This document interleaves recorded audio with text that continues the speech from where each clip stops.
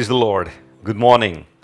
యేసుక్రీస్తు వారి శ్రేష్టమైన నామంలో ఈ ఉదయకాల సమయంలో మీ అందరికీ శుభాలు ప్రకటిస్తున్నాను. గత రాత్రంతా చక్కని విశ్రాంతిని ప్రభు మనకు అనుగ్రహించారు కదా. ఈ ఉదయకాల సమయంలో ఆయన స్తుతించినట్లుగా, ఆయన నామమును కీర్తించినట్లుగా దేవుడు మనకిచ్చిన జీవాన్ని బట్టి మనం ప్రభువుని స్తుతింపబద్దులమై ఉన్నాం. నీ ప్రభావ వర్ణనతో నా నోరు నిండి ఉన్నదని కీర్తనకారుడు తన కీర్తనలో రాశాడు. మన నోరు వేటితో నిండి ఉండాలి అంటే దేవుని ప్రభావ వర్ణనతో.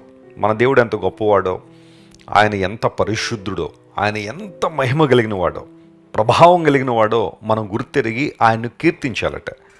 నేను పాడుచూ స్తుతిగానం చేసేదను అన్నట్టుగా ప్రతిరోజు దేవునికి సంబంధించిన పాటలు, ఆయనకు సంబంధించిన స్తుతిగానం మనం చేసినప్పుడు ఆ రోజంతట్లో గొప్ప ఉత్సాహాన్ని, ఆనందాన్ని, సంతోషాన్ని మనం పొందుకుంటాం. అపవాది మనను కృంగదీయకుండా ఉండాలి అంటే దేవుని మనం ఎక్కువగా స్తుతించు వారంగా ఉండాలి.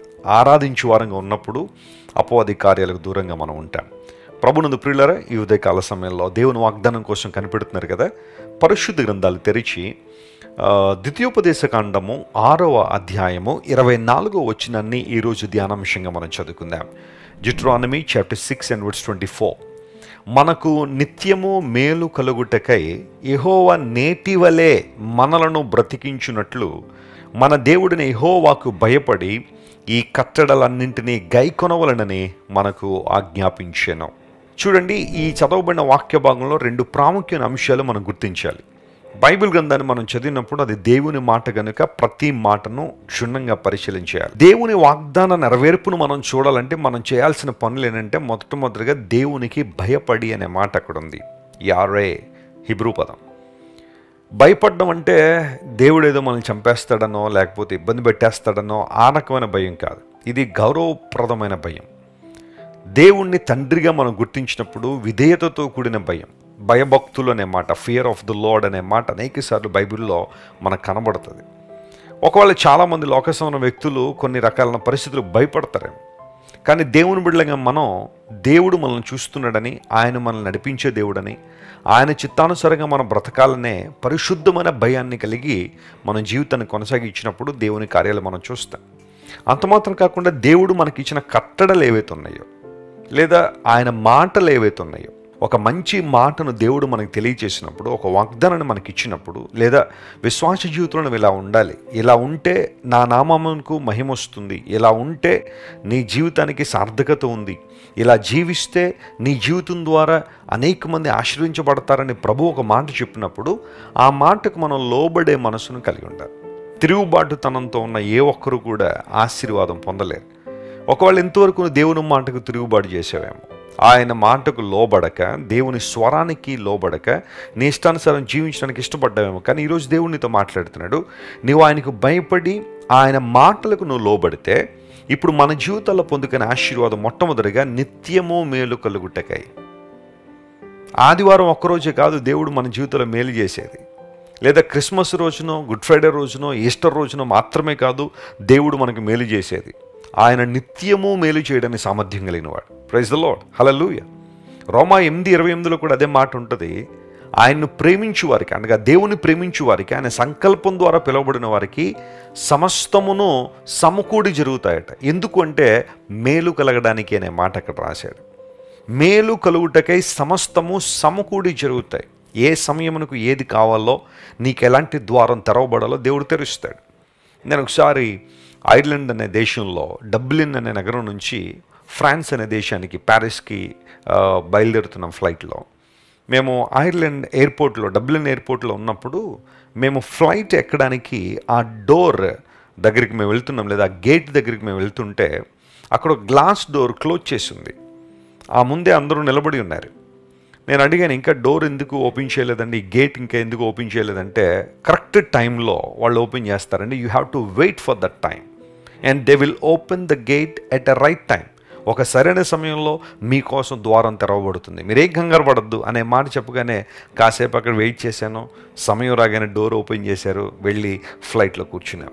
ఎందుకు ఈ మాట చెబుతానంటే, చాలాసార్లు దేవుని ద్వారాలు మన కోసం తెరవబడాలని ఆశిస్తాం. అవి త్వరగా తెరవబడాలనే కోరిక మనలో ఉంటుంది, కానీ దేవుడు ఒక సమయాన్ని కలిగి ఉన్నారు. ఆ సమయంలో తన కార్యమును చాలా అద్భుతంగా దేవుడు జరిగించగలడు. దేవుని కొరకు కనిపెట్టడంలో, వెయిట్ చేయడంలో కూడా ఆశీర్వాదాలు ఉన్నాయి. నిత్యము మేలు కలుగునట్లుగా దేవుడు నీకు మేలు చేయడానికి ఇష్టపడుతున్నాడు ఆయన. కొన్నిసార్లు నీ చుట్టూ ఉన్న పరిస్థితులు ప్రతికూలంగా ఉన్నప్పుడు, లేదా ప్రతికూల వాతావరణాలు ఉన్నప్పుడు కొన్నిసార్లు నీకు మేలు జరగట్లేదేమో, నాకు కీడు జరిగిపోతుందేమో, అందరికీ మేలు జరుగుతుంది, నా ఒక్కడికే ఎందుకు ఇలా అవుతుంది, ప్రతి ఒక్కరు దేవుని పొందుతున్నారు కానీ మా కుటుంబానికి ఎందుకు మేలు జరగట్లేదన్న ప్రశ్న నీలోనికి రావచ్చు. అయితే దేవుడు ఏమంటున్నాడు తెలుసా? నీవు కనిపెట్టే సమయంలో ఉన్నావు. Just wait upon me. నా యందు నువ్వు కనిపెట్టుకుని ఉండు, నిబ్బరం కలిగి ధైర్యంగా ఉండు. సరైన సమయంలో నీకు కావాల్సి నీకు ఇస్తాను. నీకు తెరవాల్సిన ద్వారం నీకోసం తెరుస్తాను. నిత్యము మేలు చేయాలని నేను ఆశిస్తున్నాను. అయితే నీవు ఓపికతో కనిపెట్టగలిగితే మేలు చేస్తాను దేవుడు మాట్లాడుతున్నాడు.